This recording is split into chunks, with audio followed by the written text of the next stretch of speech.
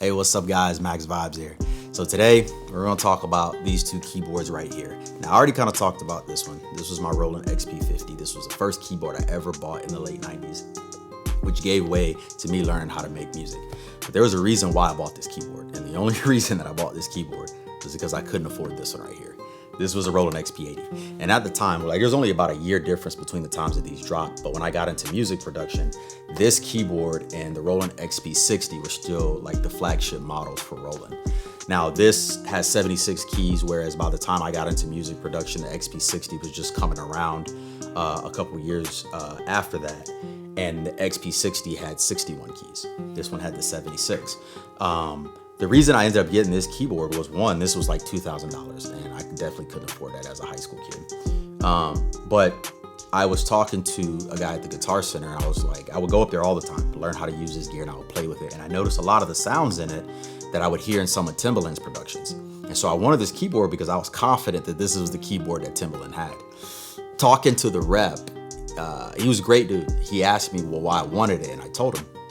And he said, well, hey, you know what? Timbaland uses the ASR-10, and he uses a lot of the JV series stuff, the 1080, the 880, the whole nine. So what he told me was that these two share the same sound engine. This one builds on it a little bit more, but they have a lot of the same DNA. But this one also shares a similar sound engine to the JV series stuff that came out. So what he suggested that I do was that I buy this one, and then, because it had been discontinued because this one come out, so it was way cheaper, that I get this one and then I get the expansions that go with it and I can start making beats. Now, I didn't have the MPC at the time, so I didn't have a way to sequence. There was an XP-10 that came out around the same time, but that wouldn't have fit my needs. So he suggested that I get this one because this one had a sequencer on it. So I did.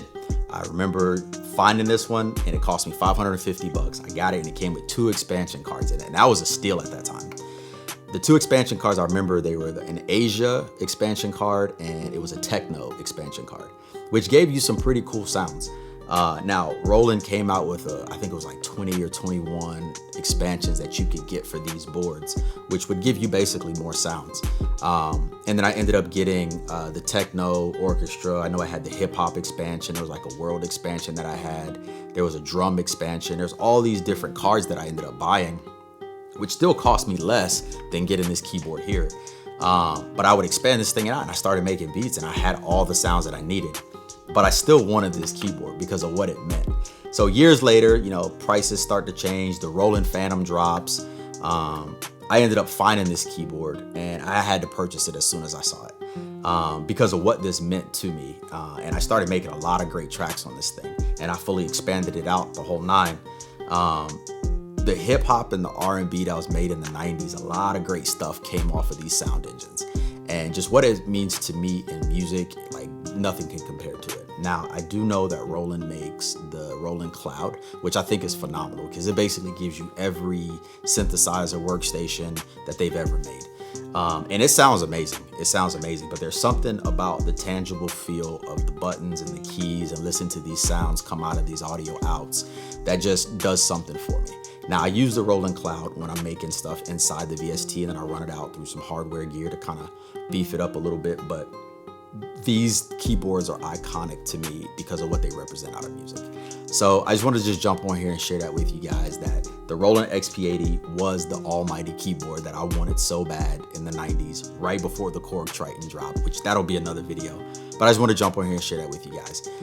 And the reason I didn't get the Roland XP-30, which is a play off of this keyboard, which actually has more sounds because it comes with the, I think it's Orchestra and Techno patches already built into it. It's just not as expandable as this keyboard. It doesn't have the sequencer. I think that one was kind of more geared towards using with an external sequencer, computers and stuff like that.